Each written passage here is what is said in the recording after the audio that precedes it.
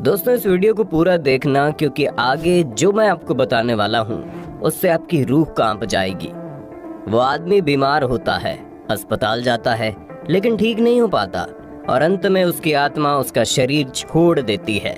एक आदमी का एक्सीडेंट होता है और कुछ ही देर बाद उसकी भी आत्मा उसके शरीर को त्याग देती है। वहीं दूसरी तरफ एक आदमी बूढ़ा होता है और 80 साल की उम्र में उसकी भी आत्मा को मजबूरन उसके शरीर को छोड़कर बाहर जाना पड़ता है। अगर आसान शब्दों में कहें तो इन तीनों ही कंडीशन में उस इंसान की मौत हो जाती है। लेकिन क्या कभी आपने सोचा है कि मृत्यु के बाद जब किसी इंसान की आत्मा उसके शरीर से बाहर जाती है तो वो आत्मा आखिर जाती कहाँ है? क्या एक आत्मा को अपने शरीर से कोई मोह माया नहीं रह जाती? क्या एक आत्मा के लिए उसके शरीर को छोड़ना इतना आसान होता है? और उससे भी बड़ा सवाल, क्या मृत्यु के तुरंत बाद उस इंसान की आत्मा जाती कहाँ है, क्या करती है, कैसे रिएक्ट करती है? ये सभी ऐसे सवाल हैं जो कभी न कभी आपके मन में जरूर आए होंगे। लेकिन अक्सर लोग इस तरह के सवालों से बचने की कोशिश करते हैं क्योंकि उनके पास कोई सटीक जवाब नहीं होता। लेकिन आज हम आपको सनातन धर्म के पुराण के पन्नों से इन्हीं सवालों के जवाबों को ढूंढ कर लाए हैं। आज का ये वीडियो आपके लिए बहुत ही रोचक होने वाला है, जहां हम आपको बताएंगे कैसे एक इंसान की सांसें थमती है, कैसे एक इंसान की आत्मा उसके शरीर को छोड़ती है और शरीर को छोड़कर आत्मा क्या करती है, कैसे करती है, कहां जाती है और क्यों जाती है। दोस्तों, मृत्यु और जीवन प्रकृति का बेसिक नियम है। यहाँ हर रोज हजारों लोग पैदा होते हैं और हजारों लोगों की मौत हो जाती है। जन्म के बारे में तो हम इंसान को बहुत कुछ पता है, लेकिन आज हम बात कर रहे हैं इंसान के मृत्यु के बाद के सफर की। दोस्तों, मृत्यु एक बहुत ही बड़ा, रोचक और रहस्यमय सब्जेक्ट है। दुनिया भर के न जाने कितने वैज्ञानिक एक लंबे समय से मृत्यु जैसी चीज पर शोध कर रहे हैं। वे जानना चाहते हैं कि आखिर मृत्यु के वक्त हमारे शरीर के अंदर होता क्या है। लेकिन जिन सवालों के जवाब को आज के साइंटिस्ट ढूंढना चाहते हैं, हमारे सनातन धर्म के ग्रंथ जिसका नाम गरुड़ पुराण है, उसमें सदियों पहले इस बात का जिक्र किया जा चुका है। और जब सबसे पहला सवाल आता है कि वो ये कि मृत्यु के बाद आखिर होता क्या है। दोस्तों, सबसे पहले जब किसी इंसान की मृत्यु होती है तो उसी वक्त भौतिक दुनिया से उस इंसान का रिश्ता नाता पूरी तरह से खत्म हो जाता है। मानकर चलिए कि इंसान की उम्र लगभग 80 साल से ज्यादा की हो चुकी है और अत्यधिक बूढ़ा होने की वजह से अब उस इंसान की मृत्यु निकट आ चुकी है। मृत्यु से महज 4 से 5 घंटे पहले उस इंसान के पैर के तलवे ठंडे होने लगते हैं। इस प्रक्रिया को अर्थ सोल चक्र का टूटना भी कहते हैं। ध्यान रहे, हम आकस्मिक मौत यानी एक्सीडेंट से होने वाली मौत की बात नहीं कर रहे। जैसे ही किसी इंसान की मौत होती है वैसे ही उस इंसान के शरीर के अंदर मौजूद आत्मा उसके शरीर से बाहर आ जाती है। लेकिन अब सवाल यह है कि आत्मा शरीर से बाहर आखिर आती कैसे है। दोस्तों, आत्मा किसी इंसान के शरीर के अंदर एक खास कनेक्शन के द्वारा बंधी होती है। उस कनेक्शन को एस्ट्रल कॉर्ड कहते हैं। जैसे एक इंसान की मौत होती है वैसे उसकी आत्मा और उसके शरीर के बीच का कनेक्शन टूट जाता है और जैसे ही कनेक्शन टूटता है आत्मा शरीर से मुक्त हो जाती है और शरीर से बाहर और ऊपर निकल जाती है। लेकिन लंबे समय से एक शरीर के अंदर होने की वजह से आत्मा के द्वारा शरीर का छोड़ना थोड़ा सा मुश्किल हो जाता है। ये बिल्कुल वैसा ही होता है जैसे आपका पसंदीदा सामान आपके हाथ से छीना जा रहा हो। मृत्यु के महज कुछ ही पल के अंदर आत्मा शरीर से बाहर तो निकल जाती है, लेकिन मोह माया की वजह से आत्मा अपने शरीर को छोड़ना नहीं चाहती। बाहर से एक ऐसी अदृश्य शक्ति होती है जो आत्मा को ऊपर की तरफ खींच रही होती है, लेकिन वो आत्मा किसी भी कीमत पर अपने शरीर से दूर होना नहीं चाहती। यही वजह है कि जिस वक्त किसी इंसान की मौत होती है, अधिकतर मामलों में उस इंसान की आत्मा वहीं कहीं हवा में घूम रही होती है।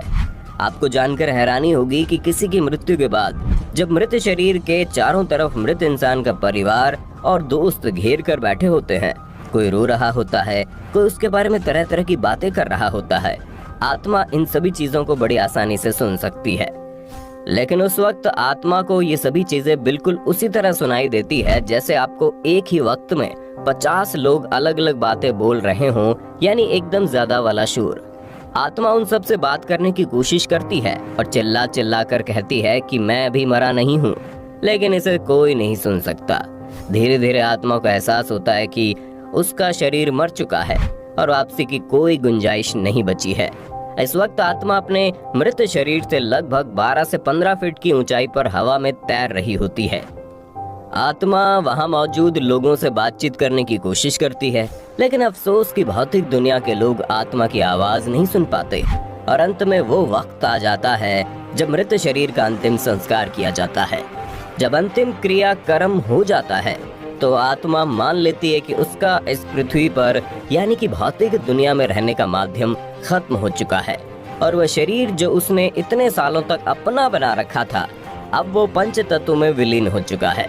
और यही वो वक्त होता है जब आत्मा इस बात को स्वीकार कर लेती है कि सब कुछ वाकई में खत्म हो चुका है। इसके बाद के 7 दिन उस आत्मा के लिए और भी मुश्किल भरे होते हैं। भौतिक दुनिया में वो इंसान जिन भी चीजों से प्यार करता है, जैसे कि उसकी कोई खास दोस्त, कोई परिवार का सदस्य या फिर कोई बच्चा या फिर कोई पैसा, गाड़ी, बंगला, कोई भी चीज, आत्मा इन चीजों के पास बार बार जाती है। वो समझ चुकी होती है कि ये सब चीजें बहुत पीछे छूट गई हैं, लेकिन इस बात को स्वीकार करने में काफी वक्त लग जाता है।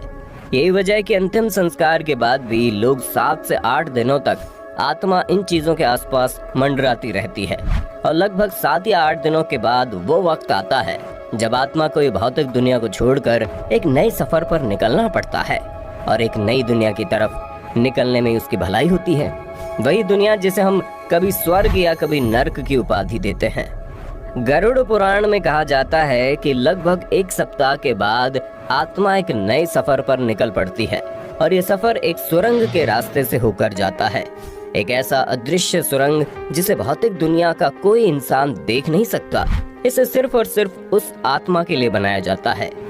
आपको जानकर हैरानी होगी कि गरुड़ पुराण में इस बात को बहुत दूर देकर कहा गया है कि आत्मा जब इस भौतिक दुनिया से एक नई दुनिया की तरफ बढ़ती है तो वो यात्रा उसके लिए बेहद कठिन होती है। आप अंदाजा लगा सकते हैं कि आपको अपना सब कुछ छोड़कर एक नए सफर पर निकलना है। यही वजह है कि मृत्यु के बाद के 12 दिन बहुत ही महत्वपूर्ण होते हैं और अमृत इंसान के लिए तरह तरह की पूजा अर्चना किए जाते हैं। यहाँ तक कि हमें आत्मा से क्षमा याचना भी मांगनी होती है ताकि वो अपने साथ कोई भी नकारात्मक भाव जैसे दुख, क्रोध या नफरत साथ लेकर ना जाए। क्योंकि अगर एक आत्मा अपने साथ गुस्सा, दुख या फिर नफरत कोई भी चीज अपने साथ लेकर जाएगी तो वो दूसरी दुनिया में कभी आजाद नहीं हो पाएगी और जिंदगी भर उसकी आत्मा इस दुनिया में भटकती रहेगी। यही वजह है कि हम लोग इस पूजा को आत्मा की शांति के लिए की जाने वाली पूजा भी कहते हैं। इस बात को तो आप सभी जानते होंगे कि मृत्यु के बाद सबसे अंत में मृत इंसान के परिवार के द्वारा पिंड दान दिया जाता है।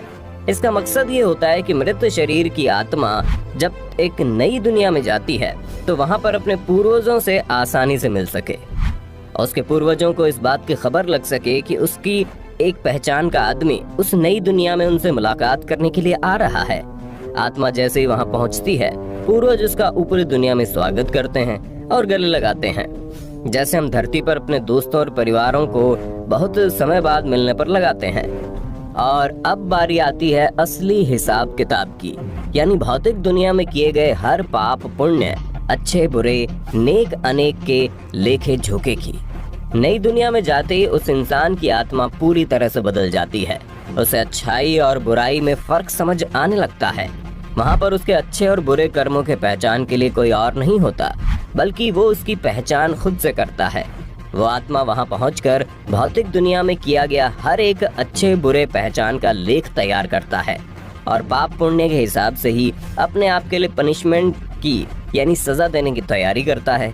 मानकर चलिए एक आत्मा का लेखा जोखा कुछ इस तरह से है कि उसने अपनी जिंदगी में जितने भी पुण्य किए हैं उसके द्वारा किए गए पापों की लिस्ट उससे भी कहीं ज्यादा है। इसके बाद बारी आती है उस आत्मा के द्वारा अपने किए गए पापों के पश्चाताप करने की। पश्चाताप के तौर पर उस आदमी को खुद ही अपने अगले जन्म का हिसाब किताब तैयार करना होता है। अब इस आत्मा को अपने अगले जन्म में कितना दुख झेलना है, कितना दर्द झेलना है, कितनी परेशानी का सामना करना है, ये सब उस आत्मा के द्वारा किए गए पाप और पुण्य पर निर्भर करता है। अगर एक आदमी ने इस जन्म में जरूरत से ज्यादा पाप किया है तो उसे अगले जन्म में उसका हिसाब पूरा करना पड़ता है। हो सकता है एक पापी इंसान का अगला जन्म तमाम तरह की बीमारियों से ग्रसित हो ये वजह कि एक इंसान को हर वक्त कहा जाता है कि समय रहते अपने पापों का प्रायश्चित कर लो। अगर गलती से भी कोई गलती हो जाए तो उस गलती के लिए बेहिचक माफी मांग लो, क्योंकि इस जन्म में हम जो भी करते हैं अगले जन्म में भी वो हमारा पीछा नहीं छोड़ता। दोस्तों, उम्मीद करते हैं मृत्यु के बाद होने वाले इस सफर की जानकारी आपको अच्छी लगी होगी। जन्म और मृत्यु के इस चक्र के बारे में आप क्या सोचते हैं? आप अपनी राय कमेंट में देना। वीडियो अच्छी लगी तो लाइक कीजिए, हमारे चैनल को सब्सक्राइब कीजिए और बेल आइकन को ऑन करना बिल्कुल मत भूलना।